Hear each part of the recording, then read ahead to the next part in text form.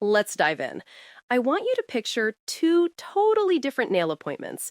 In the first one, the client is already a little stressed. They had to dig through your Instagram highlights to find a booking link. They're not sure if they actually clicked the right service. The confirmation email is vague. They're texting you. You're trying to reply between sets. They show up early but end up waiting. Checkout is a little awkward because they're not sure about tipping or payment apps. And then silence. No follow-up, no text, nothing. The nails might look great, but the whole journey felt kinda chaotic. Oh my gosh, I feel that in my soul. Real talk, that's the kind of visit where I walk out thinking, the nails are cute, but I am not doing that book and dance again.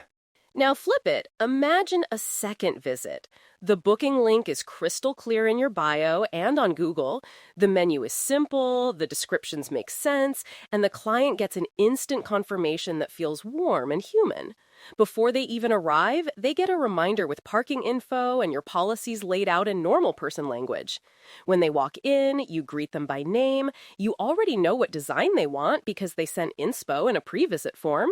The service flows, checkout is fast and smooth, and before they've even left the parking lot, they've got a thank you message and a link to rebook. Same nails, totally different feeling. I love this. That second one feels like luxury without being extra. Just calm, clear, and taken care of. Here's the thing. Before a client ever sits in your chair, they're already on a journey with your business. Today, we're going to map that client journey from first click to flawless checkout, so it feels luxurious for them and effortless for you. Tech meets touch in the best possible way. Let's start by actually defining this client journey, because if you don't know the steps, you can't clean them up. I like to break it into 7 simple stages. You can literally grab a pen and write these down. Stage 1, discovery. This is how people find you. Instagram, TikTok, Google, a referral from a friend, walking by your storefront. The question here is, when they discover you, is the next step obvious? Or do they have to turn into a detective just to book? Yes, if I have to click through 5 random highlight bubbles and zoom into a screenshot of a price list from 2019, I'm already tired. My favorite experience is when I land on a page and there's a clear button that basically says, "Ready for cute nails? Book here." Exactly. Stage 2, booking. This is the actual act of choosing a service, a time, and a date. Ask yourself, is your menu confusing? Do people constantly message, "What should I pick?" If yes, your booking step needs simplification, not more explanation DMs. Stage 3, pre-visit. This covers everything that happens between "you're booked" and "hi, nice to meet you." Confirmation messages, reminders, policies, intake forms, inspo pics, all of that. This is where a lot of anxiety, no-shows, and miscommunication actually start. From the client side, this is huge. If I don't know parking, how early to arrive, or what your late policy is, I'm low-key stressed the whole time. A clear confirmation that says, "You're all set, here's what to expect," feels like a hug through the phone. Stage 4, arrival and welcome. That first 30 to 60 seconds when they walk through the door and your space either says, "You're safe," "You're seen," or, "Where do I stand?" Even if you're a solo tech in a suite, this matters so much. A smile, a name, a clear place for them to put their bag, it's all part of the system. Stage 5, in-chair experience. This is the service itself. Consultation, nail prep, conversation or quiet time, offering a drink, explaining what you're doing if they're new. This is where your artistry lives. But it's also where tiny details like checking in on comfort can turn a good visit into their favorite experience. That felt wonderful just hearing you say that. When someone says, "Do you like chatting or would you rather relax today?" I melt. It's so small, but it tells me they actually care about how I feel, not just the photo at the end. Stage 6, checkout. This is where awkward money energy can creep in. Are your prices clear? Is tipping easy? Do they know which payment methods you accept? And do you naturally invite rebooking without sounding pushy? And finally, stage 7, follow-up. This is everything after they walk out the door. Thank you messages, review requests, checking in on how their set is wearing, sending them a reminder when it's time to come back. This is where loyalty is built quietly, over time. When someone checks in like, hey, just making sure your nails are holding up okay, I feel like I have a nail person, not just a nail appointment. That's the difference between I'll go back if I remember and that's my spot. So you've got your 7 stages: discovery, booking, pre-visit, arrival, in-chair, checkout, follow-up. Nail it every time by actually writing these out for your business. But before we redesign anything, we need to spot where the friction is. Let's talk about common weak points. First friction point, unclear policies. If your reschedule, cancellation, or late policy only lives inside your head or on a tiny screenshot buried in your highlights, clients are going to bump into it by accident. That's when feelings get hurt and money gets weird. Real talk? If I only hear about your late fee when I'm already 5 minutes late and panicking in traffic, I'm not thinking, what a professional system. I'm thinking, wait, what? Since when? The policy might be totally fair, but the delivery felt like a surprise. Second friction point, long waits and chaotic timing. If clients are frequently waiting 20, 30 minutes past their start time with no heads up, that's a journey problem, not just a schedule problem. Even a simple, running 10 minutes behind, feel free to grab a coffee, can turn frustration into understanding. Third, awkward payment moments. You finish a gorgeous set, everyone's happy, and then silence. The client slowly pulls out a card and whispers, "Do you take this?" Or, how much is it again? If that's happening a lot, your prices and payment flow are not as clear as you think they are. From my side, it's so much nicer when it's automatic. Like, you finish, you say, today's total is this, you can tap here, tip options will pop up on the screen, and boom, done. No mental math, no guessing, no weird eye contact while I'm trying to figure out Venmo. Fourth, forgotten follow-ups.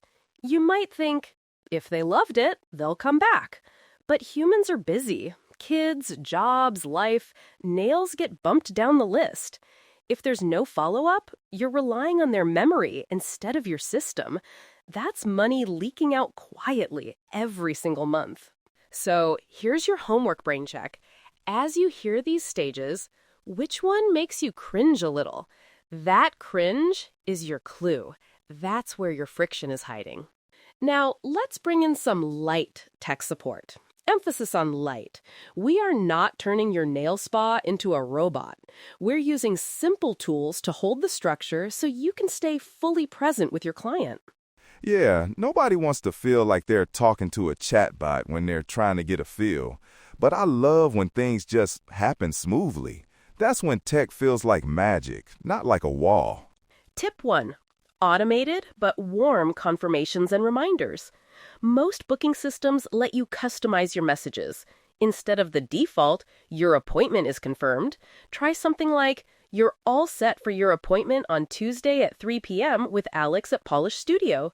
Here's the address, parking info, and a quick peek at our policies. Can't wait to see you." It's automated, but it still sounds like a real person. Tip 2. Simple digital forms or questions before the visit. This can be as basic as a question in your booking system. Any allergies? What's your inspo? Do you prefer chatting or quiet time? Or a short link to a form for new clients.